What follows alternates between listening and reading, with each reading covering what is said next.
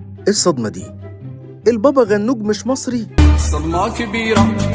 كلنا بنحب البابا غنوج، ويا عيني عليه لما تزود له الزيت والطحينة وتدلعه، وملامحك كلها فخر وفشخرة إنك بتاكل أكلة مصرية أصيلة. للأسف ما طلعش مصري، طلع خواجة من اليونان.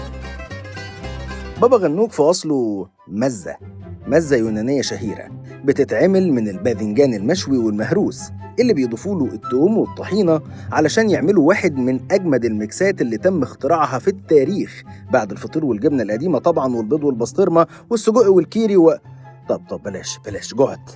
المصريين عرفوا البابا غنوج أيام الدولة العثمانية لما اختلطوا بالتعامل مع أهل الشام ونقلوا البابا غنوج للمطبخ المصري. في أكلات أكتر خدعتنا إنها مصرية بس هي مش مصرية. اعملوا لايك وفولو البوفو علشان تعرفوا هم إيه. يلا سلام سلام سلام سلام.